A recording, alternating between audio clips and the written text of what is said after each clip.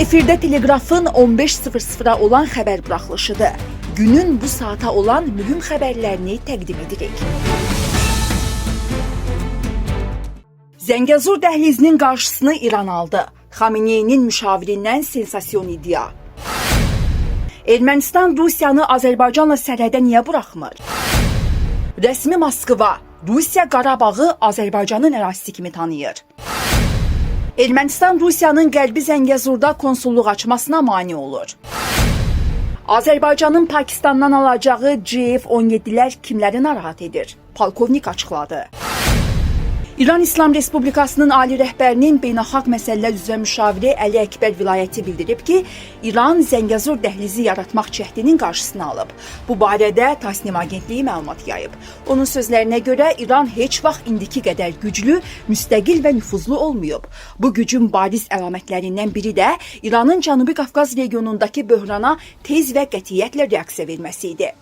Bəzi ölkələr Zəngəzur dəhlizinin yaradılması bəhanəsi ilə Naxçıvanı Azərbaycanla Ermənistan ərazisi ilə birləşdirməyə cəhd edəndə, mahiyyətcə bu layihə İran dəhlizinin Avropaya bağlanmasının qarşısını almaq idi.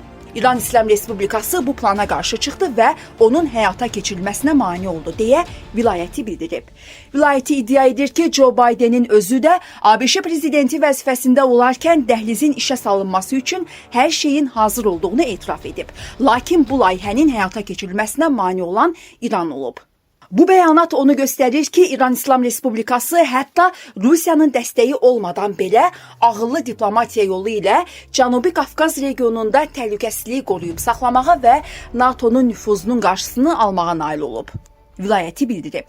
O qeyd edib ki, İranın Cənubi Qafqazda bacarıqlı və strateji mövcudluğu təkcə milli maraqların müdafiəsi deyil, həm də xarici qüvvələrin regionun işlərinə qarışması üçün güclü maneədir. Vilayəti vurğulayıb ki, Zəngəzur dəhlizinin son məqsədi təkcə İranı şimal istiqamətindən kəsmək deyil, həm də cənubdan Rusiya ətrafındakı halqanı mühasirəyə alıb bağlamaqdır. Ermənistan tərəfi hələ də Rusiyanın Ermənistanda baş konsulluğunun açılmasının ləngimasının səbəblərini açıqlamır. Bunu Sputnik Ermənistanın yazılı sorğusuna Respublika Xarici İşlər Nazirliyinin cavabı sübut edir. Bundan əvvəl Rusiya Xarici İşlər Nazirliyinin rəsmi nümayəndəsi Mariya Zakharova keçirdiyi brifinqdə vurğulamışdı ki, Moskvanı Sünik vilayətində baş konsulluğun işinə tez bir zamanda başlamasının zərurliyinə inandırmağa ehtiyac yoxdur. Onun sözlərinə görə gecikmənin səbəbləri ilə bağlı sualı Ermənistan tərəfinə ünvanlamaq lazımdır. Sputnik Ermənistan, Ermənistanın baş nazirinə müvafiq sorğu göndərərək prosesin hansı mərhələdə olduğunu, konsulluğun niyə hələ də açılmadığını və ləngimənin nədən ibarət olduğunu soruşub. Cavab Xarici İşlər Nazirliyindən gəlib. Sizə bildiririk ki, qaldırılan məsələlərlə bağlı hadisələr inkişaf edərsə, ictimaiyyətə məlumat veriləcək. Ermənistan Xarici İşlər Nazirliyinin rəsmi cavabında deyilir. Qeyd edək ki, Ermənistan, İran və Fransaya Azərbaycanla sərhəddə baş konsulluq açmağa şərait yaradır. Rusiya Qarabağı rəsmi şəkildə Azərbaycan ərazisi kimi tanıyır. Bunu Rusiya Xarici İşlər Nazirliyinin sözçüsü Mariya Zakharova deyib. Reallıqda mövcud olmayan tezisləri kontekstdən çıxarmaq, sözləri yerlərindən dəyişib, onlara tamamilə fərqli məna yükləmək yol verilməzdi, diplomat qeyd edib.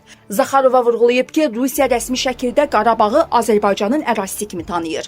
Onun sözlərinə görə Rusiya prezidentinin köməkçisi Vladimir Medinski öz şərhində bölgədəki vəziyyəti tarixi aspektdən və sosial-mədəni xüsusiyyətlər baxımından dəyərləndirib. Qeyd edək ki, Zakharova hər nə qədər əksini iddia etsə də, məsələni kontekstdən çıxaran ya da kontekstləri qarışdıran Vladimir Medinskidir. Belə ki, işğala məruz qalan Qarabağla işğal edilən Ukrayna əraziləri arasında heç bir uyğunluq yoxdur. Qarabağ beynəlxalq sənədlərdə heç bir zaman mübahisəli ərazi adlandırılmayıb. Ancaq Lugansk, Donetsk, Krım Ukraynanın ayrılmaz parçası sayılır.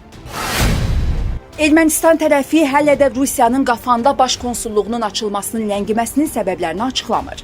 Bu barədə Sputnik Ermənistan, Ermənistan Xarici İşlər Nazirliyinə istinadla məlumat yayıb. Sputnik Ermənistan baş nazir Nikol Paşinyana müvafiq sorğu göndərərək prosesin hansı mərhələdə olduğunu, konsulluğu niyə hələ də açılmadığını və ləngimənin nədən ibarət olduğunu soruşub. Cavab Ermənistan Xarici İşlər Nazirliyindən gəlib. Sizə bildiririk ki, qaldırılan məsələlərlə bağlı inkişaf olarsa ictimaiyyətə məlumat veriləcək. Ermənistan Xarici İşlər Nazirliyinin cavabında deyilir. Xatırladaq ki, Rusiyanın Sünik vilayətində baş konsulluğun açılması məsələsinin müzakirəsi 3 ilə yaxındır davam edir. 2023-cü ilin sentyabr ayından etibarən açılışın hazırlanmasına cavabdeh olan qrup Qafanda fəaliyyət göstərir. Bu ilin martında Ermənistan Xarici İşlər Nazirliyi prosesin iki ölkə arasında danışıqlar mərhələsində olduğunu bəyan etmişdi. Rusiyadan son olaraq bu ölkənin Xarici İşlər Nazirliyinin sözçüsü Mariya Zakharova bildirmişdi ki, gecikmələrin səbəbi Ermənistan tərəfi ilə bağlıdır. Azərbaycan Silahlı Qüvvələrinin inventarında olan silah-sursat və digər avadanlıqların yenilənməsi prosesi uğurla davam edir. Bu xüsusda digər tərəfdaş ölkələr kimi Pakistandan 40 ədəd 4-cü nəsil JF-17 Thunder qırıcısının alınması nəzərdə tutulub. Ordumuz bundan əvvəlki sifarişini genişləndirərək JF-17 təyyarələrinin sayını 16-dan 40-a çatdırmağı hədəfləyib. Bu təyyarələr müasir standartlara cavab verən F-16 qırıcıları ilə müqayisə olunur. Məhz bu baxımdan da Pakistan və Çin tərəfindən birgə istehsal olunan JF-17 Thunder təyyarələrinə son illər müxtəlif ölkələr tərəfindən maraq artıb. Bu sözləri Teleqrafa hərbi ekspert ehtiyatda olan polkovnik Üzeyir Cəfərov deyib. Ekspert bildirib ki, ötən ilin sentyabrından Azərbaycan Pakistandan JF-17 təyyarələrinin ilkin partiyasını qəbul edib. Stat. Azərbaycan bu təyyarələrin sayını artırmaqla heç bir beynəlxalq kvotanı aşmayıb.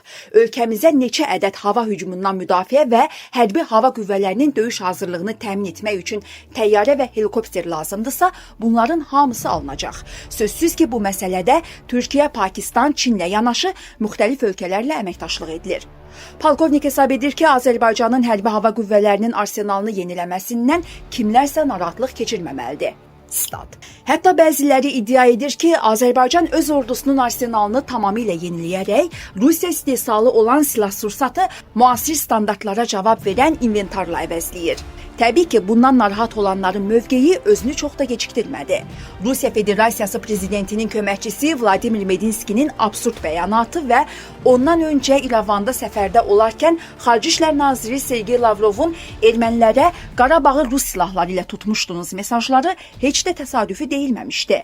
Bütün bunlara baxmayaraq Azərbaycan ordusunun öz arsenalında olan Rusiya istehsalı hərbi vasitələri dəyişməsi sadəcə olaraq zamanın tələbidir.